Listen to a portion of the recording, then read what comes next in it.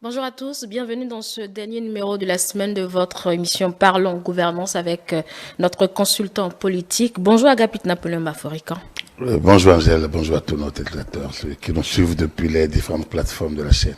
Alors vous le savez, le ministre des Finances avec certains cadres du département ministériel était mercredi au Parlement pour le débat d'orientation budgétaire en prélude évidemment à l'étude du projet de loi des finances gestion 2024. Pour nos téléspectateurs qui ne savent pas à quoi cela sert très concrètement, on va en parler aujourd'hui.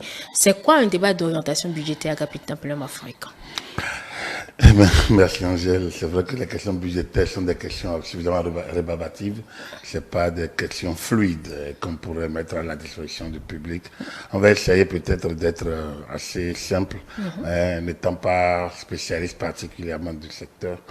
Le débat d'orientation budgétaire, c'est l'une des réformes apportées par l'Union économique et monétaire ouest-africaine.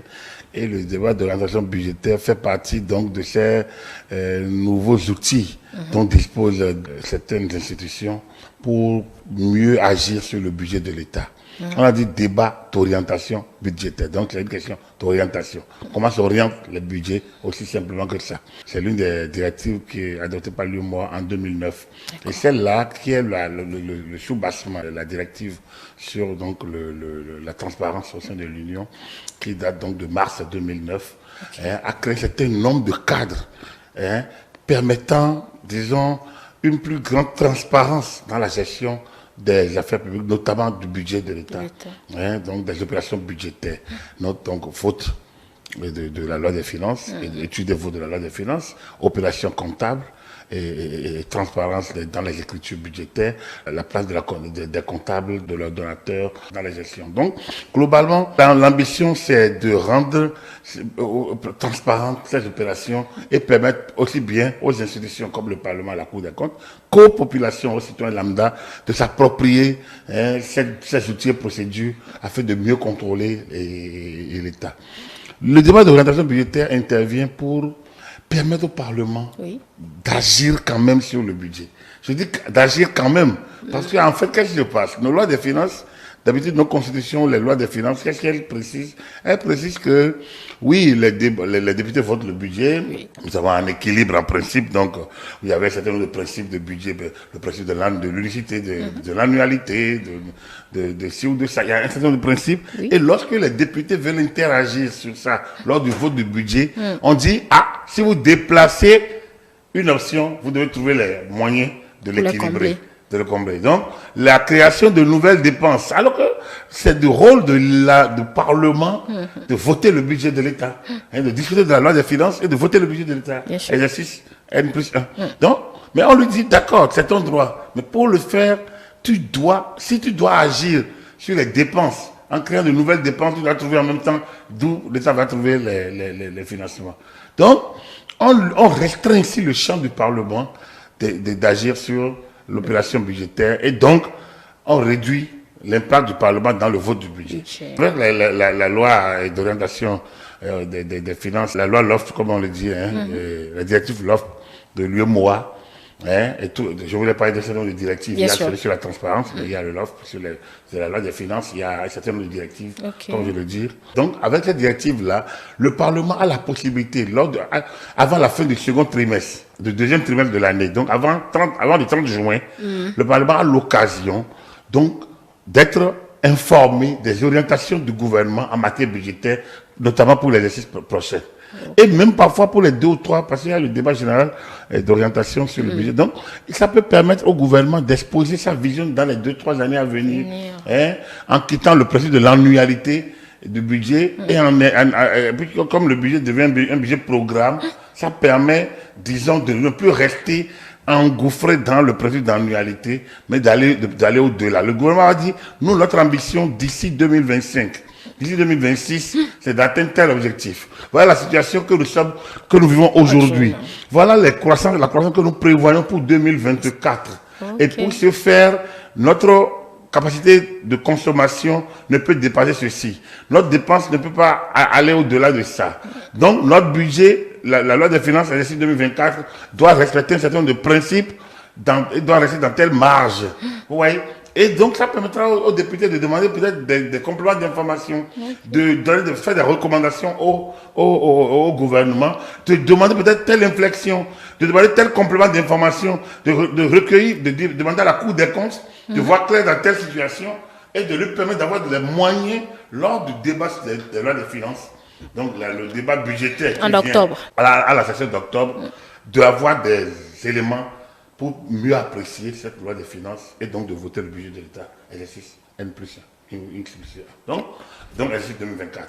Voilà un peu sur à quoi sert ce débat qui est un débat préalable qui permet aux députés donc d'avoir déjà les grandes lignes, les grandes tendances de ce que pourrait être la loi des finances exercice 2024. Mais c'est intéressant, les citoyens pourraient suivre ça s'ils avaient plus d'informations justement sur ces orientations-là, mais ça passe franchement inaperçu pratiquement. Depuis quelques années, au regard donc, de la mise en œuvre de cette directive et donc de leur applicabilité depuis quelques 2010, 2011, 2012, je pense que depuis 5 ans, 6 ans, les ministères des Finances essayent de mettre à la disposition des citoyens des mécanismes de lecture du budget de l'État, les mécanismes d'appréciation du budget de l'État, ce qui n'était pas le cas avant. Donc il y a des versions lisibles, des versions compréhensibles pour les populations lambda.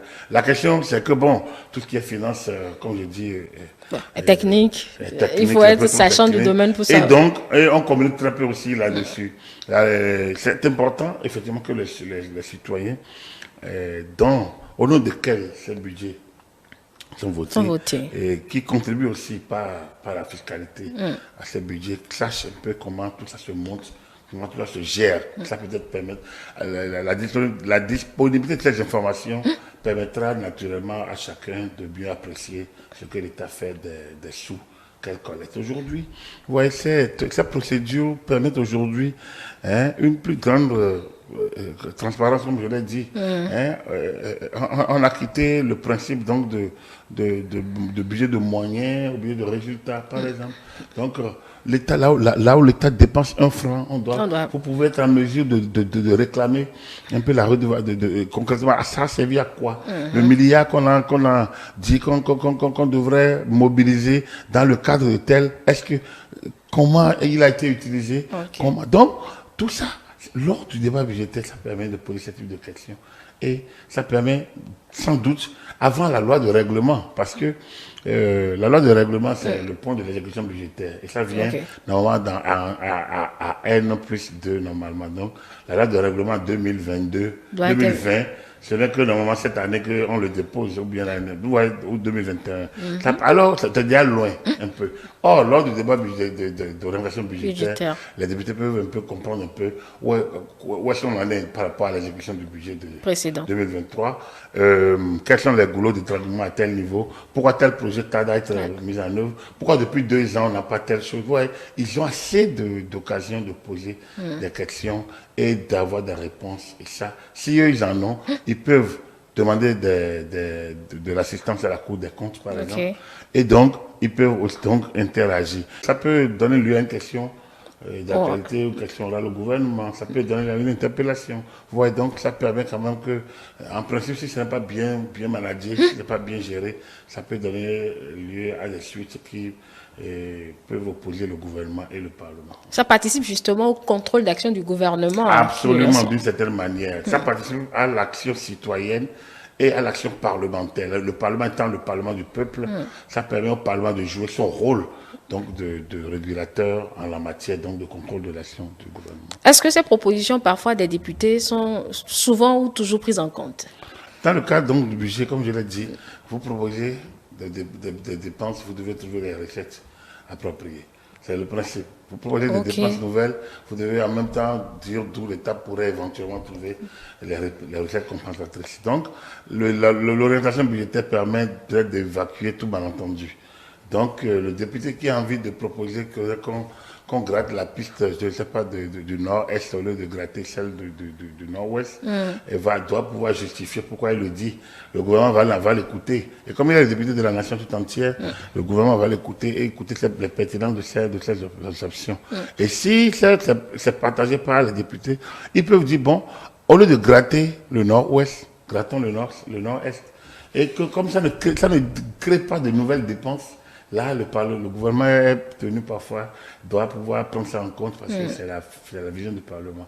C'est-à-dire que tant que les observations ne créent pas de nouvelles dépenses, ça doit pouvoir aller. Quand ça crée de nouvelles dépenses, ils doivent discuter de cette éventualité lors de l'orientation budgétaire pour que ça ne revienne pas lors des questions des travaux en commission. Parce que lors des travaux en commission, les travaux budgétaires en commission, ces questions peuvent fâcher et perturber le vote diligent du budget. Et c'est entendu que tant qu'il n'y aura pas de mobilisation de nouvelles recettes, vous ne pouvez pas proposer de dépenses supplémentaires à l'État. C'est ça qui a opposé les députés en 1994, notamment 1995, au gouvernement Soglo, où dans le cadre de l'ajustement structurel, les députés proposaient un certain nombre de choses, l'abandon de telles politiques gouvernementales, qui l'amputaient de recettes, de ressources nouvelles, et pourtant, ils proposaient un certain nombre d'actions et ce qui n'était pas du goût donc du Parlement parce que du gouvernement.